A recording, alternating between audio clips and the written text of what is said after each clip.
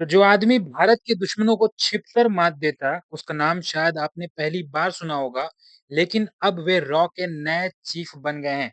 नमस्कार, मैं हूँ कैलाश और स्वागत है आपका कैलाश की कक्षा में और आज इस वीडियो में हम जानेंगे कौन बने हैं नए रॉ चीफ, रॉ के बारे में भी जानेंगे। तो खबर क्या है?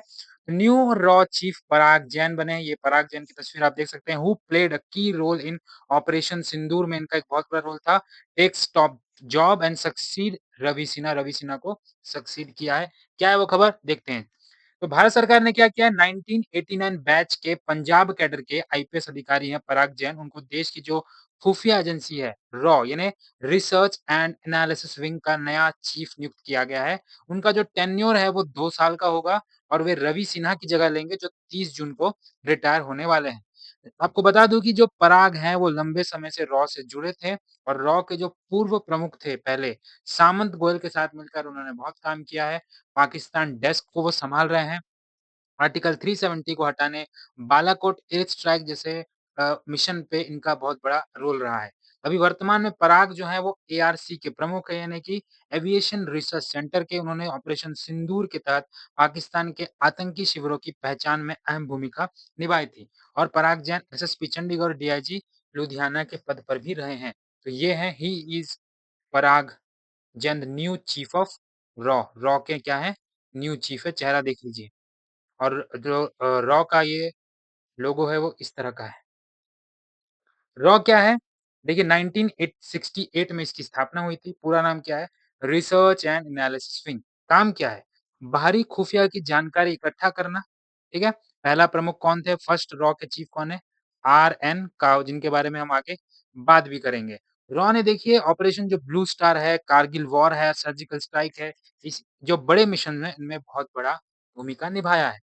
पराग जैन कौन है? पराग जैन 1989 बैच के एक आईपीएस ऑफिसर है। पंजाब कैडर के मैंने पहले ही बता दिया। अभी एविएशन रिसर्च सेंटर के प्रमुख हैं, एआरसी के चीफ हैं। रॉ में उन्होंने कई सालों तक का काम करने का उनके पास अनुभव है। पाकिस्तान डेस्क के इंचार्ज हैं। बालाकोट एयर स्ट्राइक और अनुच्छेद 370 जैसे अहम मिशनों में पराग जैन की महत्वपूर्ण भूमिका रही है।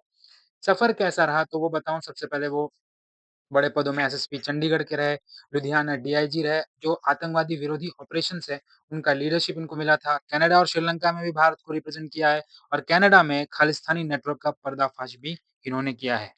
अब बात करते हैं रवि सिन्हा की। ये हैं रवि सिन्हा जो इससे पहले थे। 30 जून को वो रिटायर हो रहे हैं। 30 जून 2023 को यानी 2 साल पहले छत्तीसगढ़ कैडर के छत्तीसगढ़ कैडर के एक सीनियर आईपीएस अधिकारी थे रवि सिन्हा। उनको रॉ का क्या बनाया गया? चीफ बनाया गया था। वो उस समय जो सामंत कुमार थे उनकी जगह ली थी। यानी क्रोनोलॉजी देखिए, पहले आए सामंत कुमार, उसके बाद कौन बन गए? रवि सिन्हा, उसके बाद अभी कौन बने हैं? पराग जैन। एग्जाम में किसी भी तरीके से पूछ सकता है, तो ये भी जानना ज़रूरी है। रवि सिन्हा जी के बारे में जाने तो बिहार के भोजपुर जिले से ताल्लुक रखते थे। यू दिल्ली के सेंट स्टेफेंस कॉलेज से पढ़ाई की, कुछ खास जानने की ज़रूरत नहीं है।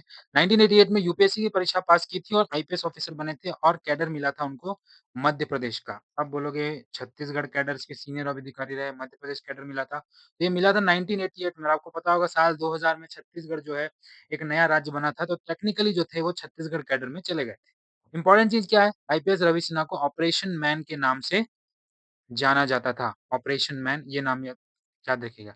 कि किस रॉ के चीफ को ऑपरेशन मैन के नाम से जाना जाता था? तो राइट आंसर हो जाएगा आईपीएस रवि सिन्हा, क्योंकि ये खुफिया तरीके से काम करते थे, इस वजह से उन्हें ऑपरेशन मैन के नाम से जाना जाता था। तो ये वो तस्वीर है इनकी। कौन है? रवि सिन्हा जो पराग जैन जी से पहले रॉ के चीफ थे। ऑपरेशन सिंदूर का बारे में ज़िक्र बहुत हो रहा है। जब जब से आप न्यूज़ हेडलाइन देखेंगे तो ऑपरेशन सिंदूर का ज़िक्र हो रहा है। रॉ के नए चीफ्स के बनने से क्यों हो रहा है? क्योंकि पराग जैन की अगुवाई में ही एक बहुत बड़ी सफलता हुई है, क्योंकि एआरसी जो है उसके द्वारा ही ये गुप्त ऑपरेशन किया गया था और एआरसी के उस वक़्त ये चीफ हैं, अभी भी चीफ हैं ये। पाकिस्तान में आतंकी ठिकानों की पहचान की गई थी और सटीक सैटेलाइट इंटेलिजेंस के लिए ये मशहूर थे। ठीक है? तो आगे बढ़ते हैं। बात करते हैं आरएन काओ के बारे में, जो कि रॉ के पहले चीफ थे। रॉ की स्थापना कब हुई? पहले बताया मैंने 1968 में। फुल फॉर्म एक बार अच्छे से याद कर लीजिए, रिसर्च एंड एनालिसिस विंग। सबसे पहले चीफ कौन थे? आरएन काओ। ठीक है? ही इज़ आरएन काओ। तस्वीर को अच्छे से देख लीजिए, पहले हैं, इम्पोर्टेंट हो जाता है। भारत के मास्टर स्पाई के नाम से जाना जाता है। Master spy, important again.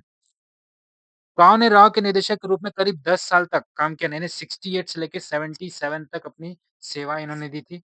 76 में इंदिरा गांधी ने उनका टेन्योर जो है वो बढ़ाने का फैसला किया था कार्यकाल का। उसके बाद काओ को केंद्रीय कैबिनेट के जो सुरक्षा सलाहकार असल में जो पहले राष्ट्र ने उसमें नियुक्त किया गया था। यानी कार्यकाल और बढ़ाने की बात इंदिरा गांधी जी ने की थी पर हो नहीं पाया था। वे तत्कालीन प्रधानमंत्री जो राजीव गांधी थे उनकी सुरक्षा के मामले और जो विश्व के जो खुफिया विभाग के अध्यक्ष जो संबंध स्थापित करने में विशेष सलाहकार के रूप में अपनी सेवाएँ देते रहे थे। तो इम्पोर्टेंट है आर एन काव 1968 में वो पहले रॉ चीफ बने थे, 77 तक बने थे। रॉ इम्पोर्टेंट है याद रखना और भारत के मास्टर स्पाई के नाम से इनको जाना जाता था। अब पराग जन बने हैं तो क्या उम्मीदें हैं उनसे? उनसे उम्मीद है कि कुछ ना कुछ नवीनता देखने को मिलेगा जो खुफिया टेक्निक है उसमें। साथ ही पाकिस्तान और चीन पर एक पैनी नज़र होनी चाहिए। साइबर जासूसी और ड्रोन टेक्निक में एक्सटेंशन देखने को मिलता है क्योंकि वो एआरसी के चीफ भी रह चुके हैं। ऑपरेशन सिंदूर में एक बहुत बड़ा रोल प्ले किया है और जो आतंकवाद पे फ़ास्ट एक्शन देखने को भी मिल सकता है। अब थोड़ा मोटा-मोटा देख लेते हैं कि अरे रॉ का चीफ बनते कैसे हैं? मतलब बड़ा प्रोसेस है। लेकिन देखिए आम तौर पे एक आईपीएस ऑफिसर ही बनता है, ठीक है? और उनका जो बैकग्राउंड है वो थोड़ा खुफिया वाला होना ज़रूरी है। साथ ही इनका चयन कैसे होता है, सिलेक्शन कैसे होता है, कैबिनेट सेक्रेटरी और पीएमओ के द्वारा किया जाता है और जो कार्यकाल है वो टेन्योर जो है वो 2 साल का होता है। इसलिए देखिए 30 जून 2023 को बने थे। कौन? रवि सिन्हा उनको नियुक्त किया गया था। अब वो 30 जून को ही 2025 को क्या हो रहे हैं? रिटायर हो रहे हैं। इन्हें 2 साल का कार्यकाल जो है वो मैक्सिमम रहता है। इस वीडियो में इतना ही था। वीडियो अच्छा लगा हो तो लाइक कर दो, अपने दोस्तों तक शेयर कर दो और चैनल पर नए हो तो सब्सक्राइब कर देना ताकि ऐसे ही इन्फॉर्मेटिव वीडियो आप तक पहुँचते रहे। धन्यवाद।